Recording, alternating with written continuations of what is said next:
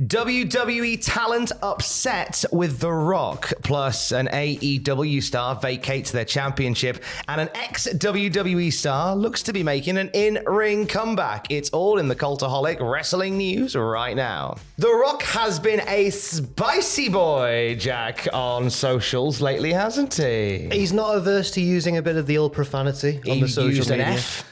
He used an F. And an S. Yes, he did. And a Q. Oh my goodness, what? Don't know what a Q is. Yes, Aaron Varbel of SE Scoops has been reporting that The Rock has reportedly rubbed people the wrong way in WWE due to these recent profanity-filled promos on social media. This is because WWE talent have been told in a memo by Triple H and Nick Khan to adhere to the PG guidelines on TV and on social media. But there's like a feeling that, this doesn't seem to apply to Dwayne because he's doing all the profanity on the social media. Yeah, it's led to the feeling that the roster are seeing a double standard because he's Dwayne The Rock Johnson. One source is reported as saying, it seems that The Rock is able to get away with dropping every flowery profanity he wants to on social media, while the rest of the roster are wearing PG handcuffs. I was additionally told, says Aaron Varbel of SE Scoops, that the talent are asking why The Rock is getting a pass. I was told that the thinking is, even if he is the big movie star, shouldn't everyone play by the same rules? So he can curse and use that to get over, but everyone else is handcuffed? Yeah, although not everybody seems to be upset with Dwayne, because Dijak of NXT tweeted, "Don't worry, Rock, I love your profanity-filled promos. They are very inspirational to the next generation of poop talkers in WWE." But he didn't say poop. He used the profanity himself, potentially flouting the rules. You see, we too have PG handcuffs on. You can't see them, they're invisible, but they are from our friends at Keith YouTube Incorporated. Yesterday, The Rock shared a clip from the Rock concert, which we'll talk about in just a moment, when he added the caption to it, "Networks and standards and practices," that famous WCW tag team, "have issues with my language, but I'd rather be real than not. I talk from the heart, shoot from the hip, and try to always have fun." Oh, he's just having fun. Just having fun. He's just having fun. Just having fun, dropping them swearers. It's having a bit of fun. There's the conversation has been quite loud about this over the weekend. Yeah. I've noticed quite a lot of interaction on socials about this. People go, "Well, come on, it's the Attitude Era. We should all be allowed to swear. People should stop complaining. The Rock's making them money. Cody crybabies, etc." There's been a lot. What say you on some of the extracurricular stuff that The Rock has been doing? It's an interesting one because in these promos you get the sense, and this could just be the way it comes across on TV, but I'm getting the sense that, like, obviously they're playing a little bit looser and faster with the rules of promos in these big Bloodline versus Cody and Seth promos, and they're saying the content's a lot more personal and everything, and they're saying inflammatory things. But it does feel like, of all four of them, The Rock is playing the fastest and the loosest of all of them, and is able to get away with it. And I think, on one hand, fair enough if the rest of the roster are annoyed because it is a double standard, but on the other hand, he's on the board now of the company above. Yeah. And it's hard. You can't, I don't know, it's The Rock, isn't it? It's The Rock. And also, when it comes to swearing and stuff, part of this quote that jumps out at me from Aaron Varbel of SE Scoops is he can curse and use that to get over. Like the idea that the one thing that's stopping certain wrestlers from getting over is, "Oh, if only I could swear." Yeah. And I don't think that's the. I don't think Chase U is any more worse or better off for being allowed to drop an F-bomb. Yeah, and I think as well the implication there is also a bit like he wouldn't be so over if it wasn't for the swearing, which is nonsense because it's The Rock. He's already very over. He's one of the most famous people in the world. Yes. In the world. He dominated SmackDown with the Rock concert on Friday night, which Fraser and Sam talked about on Saturday. But the question is, did he fall foul of Overrun? Well, there's been a bit of back and forth about this on social media because Fightful reported that he had indeed overrun. Or was it Meltzer with the initial report? Oh, I can't quite remember. It was Fightful. It was Fightful. They reported that he'd overran. Then Brian Gewirtz, who's like The Rock's he's his guy. He's written a lot of things for him in the past, storylines and that sort of stuff.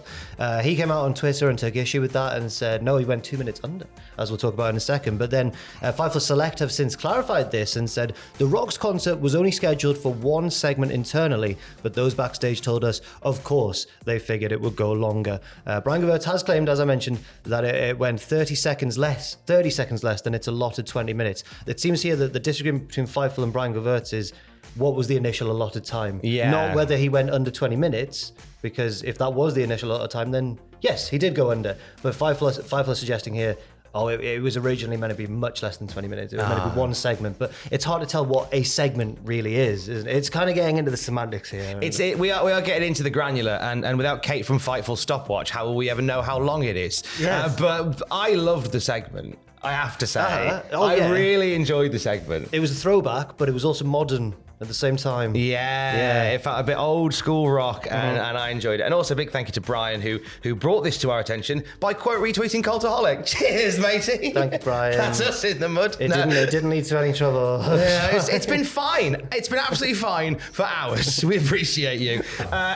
Meanwhile, an AEW star has had to say farewell to their title. So El Hijo del Vikingo of AAA has been sidelined with an injury since last month, and it was announced by AAA that as a result of his injury, he has been forced to vacate his AAA Mega Championship. Now, they've revealed that new champions will be crowned at Triple Mania 32, if my Roman numeraling is correct there. Yeah, Triple Mania 32 next month. Vikingo has appeared on AEW here, there, and everywhere, sometimes defending the belt, sometimes not, and just kind of. But the constant has been that he has been champion for, as we speak, he spent 833 days as the Mega Champion, making him the longest reigning champion in that belt's history. Unfortunately, he will now be out of action for up to 9 months after suffering ruptured ligaments and a torn meniscus. So first of all, I mean, speedy recovery to Vikingo. Full-on speedy recovery, sir. I remember doing in the PWI 500 drop their top 10 of any given year. And some years I do like a breakdown of it and say like, oh, here's what I think these deserve to be higher, these guys deserve to be lower. And I think 2 years ago now, Vikingo was on the PWI top 10 and because of his reign with the Mega Championship. So when I saw this news, I thought, surely not. There's no way. It can't be the same reign. 833 days. Which was bizarre because I remember at the time in that video commenting on the fact that, maybe he shouldn't be on the top 10, not because he's not a fantastic wrestler, but because he doesn't seem to defend the belt much. So I'm going to go and check after this video and see if he really defended it much anyway. See how much he actually got into the weeds with the belt. It was a strange one because the most notable thing, at least to an English-speaking audience, that he'd done over the past few years was that amazing match with Kenny Omega on Dynamite. So I don't know, it's a strange one. Well, either way, full and speedy recovery to you, sir. Yes, absolutely.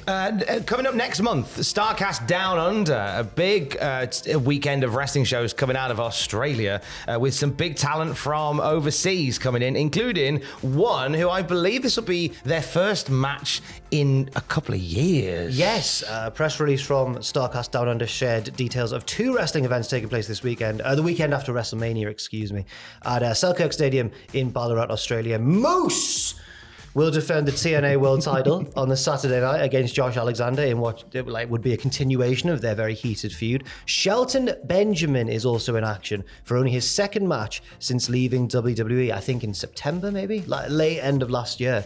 And then on the Friday, Mickie James presents an all-women's show called Her, H-E-R, all in caps, that will feature Jordan Grace defending the Knockouts World Championship against Delta. I'm not too familiar with Delta. The press release also contains a list of talent who are scheduled to compete at the all-women's show Her as well. It includes Mickie James, Steph DeLander, and for the first time in a long time, Alicia Fox. Alicia Fox. Best Northern Light suplex in the business, genuinely. It's really solid. Really good.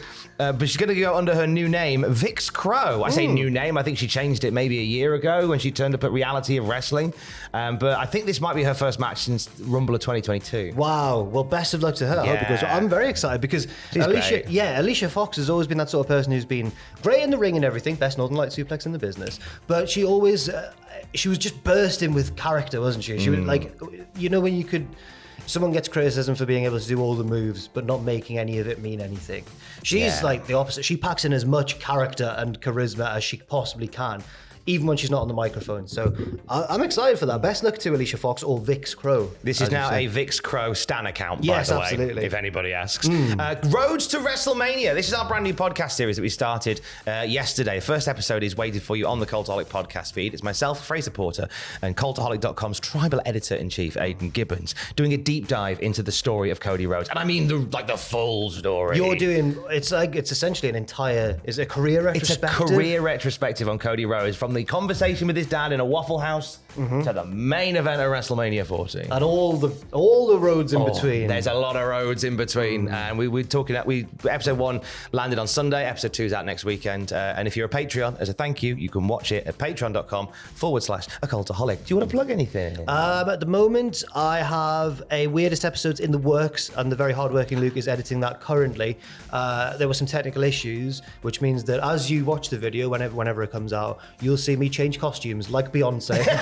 I've always thought you were like Beyonce. Yeah, and that's going to be a bumper length edition as well. Fantastic. So, yes. Hey, all the single ladies, put your hands up. And for the latest wrestling news throughout the day, you can check out cultaholic.com. Stay safe.